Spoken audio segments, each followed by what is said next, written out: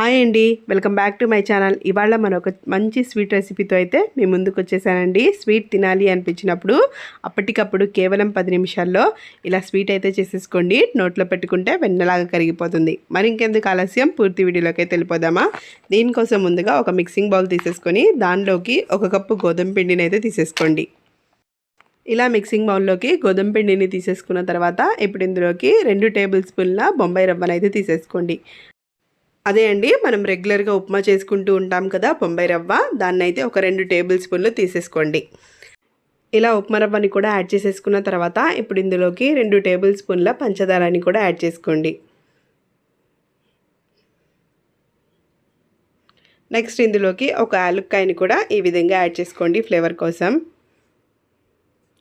ఆ తర్వాత ఒక చిటికెడు ఉప్పుని కూడా యాడ్ చేసుకోండి టేస్ట్ని బ్యాలెన్స్ చేయడానికి. ఆ తర్వాత 1/2 టీ స్పూన్ సోంపు ఉంటుంది కదండి, దాన్ని కూడా యాడ్ చేసేసుకోండి. ఇలా సోంపు వేసుకోవడం వల్ల స్వీట్ అనేది చాలా బాగుంటుంది. ఇప్పుడు కొంచెం కొంచెంగా పాలను అయితే యాడ్ చేసుకోండి. ఇలా పాలను యాడ్ చేసుకుంటూ పిండిని దోశ పిండి కన్సిస్టెన్సీ వచ్చేంత వరకు విస్కర్ తోటి మిక్స్ చేసేసుకోవాలి. పాలు ఇంతే పడతాయని మనం కరెక్ట్గా చెప్పలేమండి. సో కొంచెం కొంచెంగా పాలను అయితే యాడ్ చేసుకుంటూ మంచిగా మనకు కావాల్సిన కన్సిస్టెన్సీ వచ్చేంత వరకు విస్కర్ తోటి మిక్స్ చేసేసుకోవడమే. చూస్తున్నారు కదా, నేనైతే ఒకేసారి యాడ్ చేయకుండా పాలు కొంచెం కొంచెంగా యాడ్ చేస్తున్నాను. ఇలా కొంచెం కొంచెంగా యాడ్ చేసుకోవాలండి.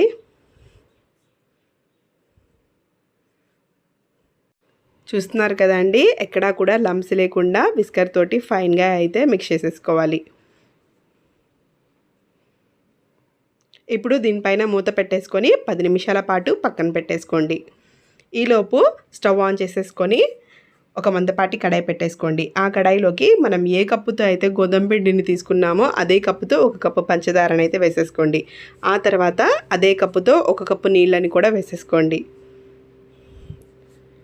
మనకి ఈ పాకానికి తీగ పాకం ఏమీ రావాల్సిన అవసరం లేదండి. జస్ట్ మనం వేసుకున్న పంచదార కరిగితే సరిపోతుంది. ఇప్పుడు ఒక యాలక్కాయని కూడా వేసేసుకోండి మంచి ఫ్లేవర్ కోసం.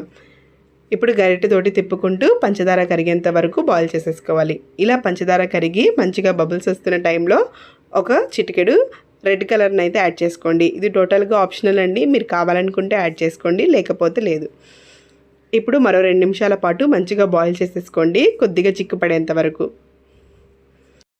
2 నిమిషాల పాటు బాయిల్ చేసుకున్న తర్వాత మనకు పాకం అయితే చూసారు కదా, స్టిక్కీగా ఉంది. ఇలా జిగురుగా ఉంటే సరిపోతుంది. ఇప్పుడైతే స్టవ్ ఆఫ్ చేసేసుకొని ఈ పాకాన్ని పక్కన పెట్టేయండి. నెక్స్ట్ అయితే మనం ముందుగా కలిపి పెట్టుకున్న బ్యాటర్ ఉంది కదండి, ఇప్పుడు దాన్ని అయితే మరోసారి గరిటెతోటి మంచిగా మిక్స్ చేసేసుకోండి. ఈ 10 మినిట్స్ లోపు మన సూజీ అయితే మంచిగా ఉబ్బిపోయింది. అదే అండి, ఉప్మా రవ్వ మంచిగా ఉబ్బింది, చూస్తున్నారు కదా. ఇప్పుడైతే మన బ్యాటర్ రెడీ అయిపోయిందండి. నెక్స్ట్ మళ్ళీ స్టవ్ ఆన్ చేసేసుకొని ఒక కడాయి పెట్టేసుకోండి. కడాయిలోకి సరిపడినంత ఆయిల్ అయితే వేసేసుకోండి. ఇలా ఆయిల్ వేసేసుకున్న తర్వాత ఆయిల్ మంచిగా వేడిన తర్వాత ఒక గరిటె పిండిని అయితే ఇక్కడ చూపిస్తున్నట్టుగా వేసేసుకోండి. ఇలా గరిటె పిండిని వేసేసుకున్న తర్వాత సైడ్ నుంచి ఆయిల్ని అయితే పైకి నెట్టండి. దీనివల్ల మనకి మంచిగా పొంగుతూ వస్తాయండి ఈ స్వీట్స్ అయితే. ఇప్పుడు ఒక సైడ్ మంచిగా కాలిన తర్వాత రెండో సైడ్కి ఫ్లిప్ చేసేసుకొని రెండో సైడ్ కూడా మంచి రంగు వచ్చేంత వరకు వేయించేసుకోవాలి. ఆ తర్వాత ఆయిల్ మొత్తాన్ని కూడా వడగట్టేసుకొని తీసేసుకోవాలి. ఇదే విధంగా మిగతా పిండి అన్నిటితో కూడా పూరీలు అయితే చేసేసుకున్నాను, చూస్తున్నారు కదా. ఇప్పుడు మనం ముందుగా చేసి పెట్టుకున్న పాకంలోకి వీటిని అయితే వేసేసుకోవాలి. ఇలా వేసేసుకొని 1 నిమిషం పాటు ఈ పాకంలో మునగనివ్వాలండి. 1 నిమిషంలో ఈ పూరీలు అయితే మంచిగా పాకాన్ని పీల్చేసుకొని స్వీట్గా తయారైపోతాయి. 1 నిమిషం తర్వాత వీటిని అయితే వడగట్టేసుకొని సర్వింగ్ ప్లేట్లోకి తీసేసుకొని సర్వ్ చేసేసుకోవడమే.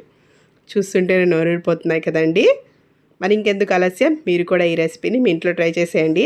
ట్రై చేసి ఎలా వచ్చిందో నాకైతే కామెంట్ సెక్షన్లో తెలియజేయండి. నా ఈ రెసిపీ కనుక మీకు నచ్చినట్టయితే like, share and subscribe. Thanks for watching. ఉంటాను మరి, బాబాయ్.